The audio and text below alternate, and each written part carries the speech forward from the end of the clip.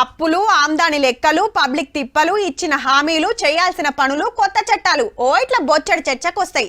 ప్రతిపక్షాలు అడుగుడు, సర్కారు చెప్పుడు, మా ఎమ్మెల్యే ఏం అడుగుతాడు, మంత్రి గారు ఏం చెప్తారు, మా ఊరికి కొత్తగా ఏం తీసుకొస్తాడని పబ్లిక్ ఎదురు చూస్తుంటారు.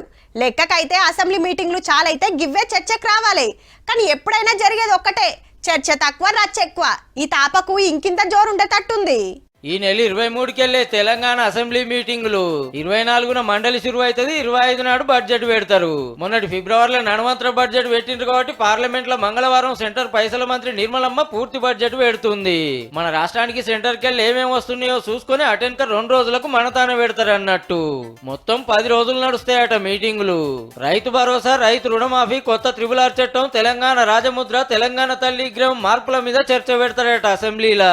కానీ కాళేశ్వరం కరెంట్ కమిషన్ ఎంక్వైరీ మీద అటు జంపింగ్ల మీద లడాయి నడిచేటట్టుంది కారుకు సర్కారుకు. అడ్డగోలుగా ప్రాజెక్టులు కట్టి ఆగం చేసిండ్రు, ఎక్కువ రేటు కరెంటు కొని సర్కారు పైకం తిన్నారని కాంగ్రెస్ గుస్సా అవుతుంటే మా 10 మంది ఎమ్మెల్యేలు 6 ఎమ్మెల్సీలను గుంజుకున్నారని కారోళ్ళు కారాలు మిరియాలు నూరుతున్నారు. ఇసొంటి టైంలో అసెంబ్లీ మీటింగులు అంటే రచ్చ గట్టిగానే ఉంటది. గాముచ్చట సరే గాని ఈ మీటింగుల కన్నా కేసీఆర్ సార్ వస్తాడో మళ్ళా డుమ్మానే కొడతాడో మరి.